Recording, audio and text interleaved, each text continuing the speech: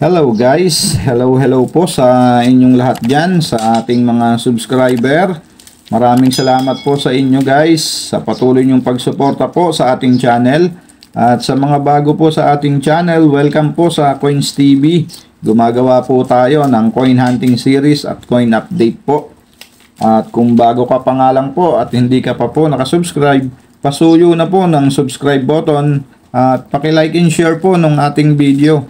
At yung bell button po, huwag niyong kakalimutan para po updated kayo sa mga susunod pa nating coin hunting series. Madami pa po to guys. So samahan niyo po ako hanggang sa maubos natin to.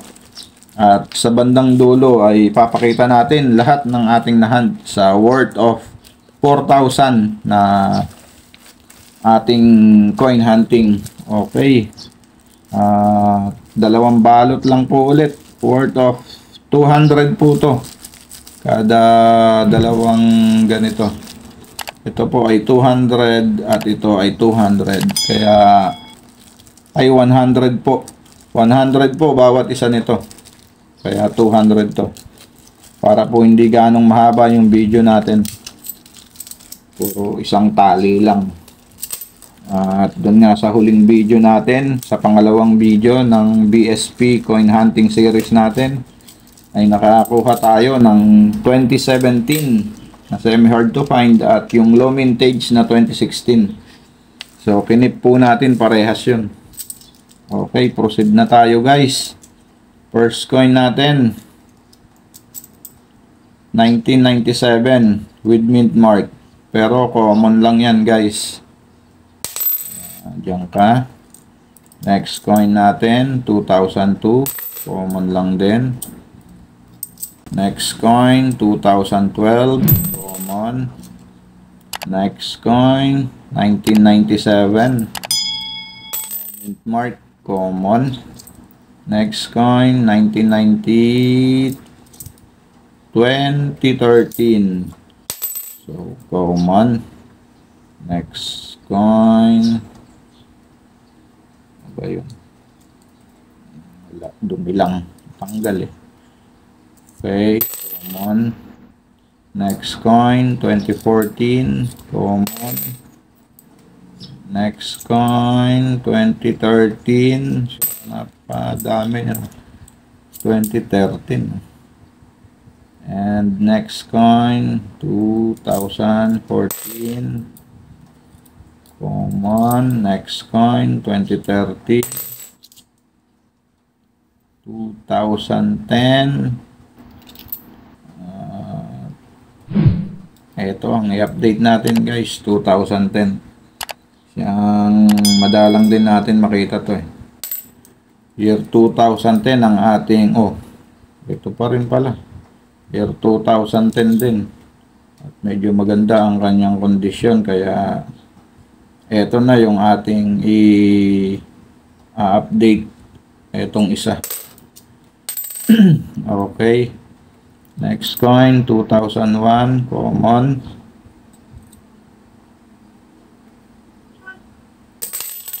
Next coin, 1997, common. Kung may nalaglag dito sa atin, may nalaglag sa kabila. Hayaan na natin yan. Chine-check ko naman yan. Next coin, 2004, common. Next coin, 1998. No mint mark. Kaya common lang din. Next coin, 2014. Common. Next coin natin, 1997. No mint mark. Common lang din. Next coin, 2003.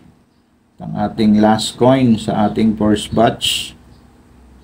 1995, no mint mark. So common lang din yan guys. 1995, madami-dami na rin ako nyan.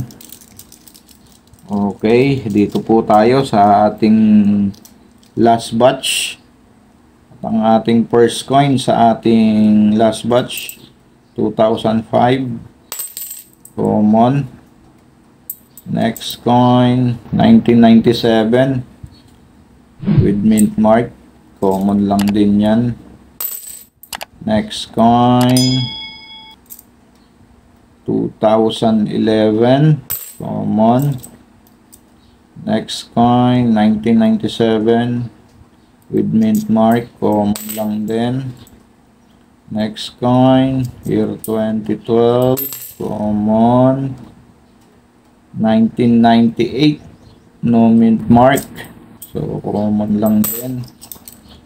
Next coin, another one, 1998, no mint mark, so common. Next coin, 2005, common. Next coin, 2013, common. Next coin natin, 2005, common. Medyo may pagkaano to, kaya lang ganun pa rin eh. Center pa rin. Ang kapal ng gilid dito guys. Tapos dito ang nipis oh. So mas maganda kung lumagpas talaga siya. Off center ang tawag doon. At meron na nga po tayo nun na hunt sa BSP na 1 piso. Meron tayo off center dyan. Isa.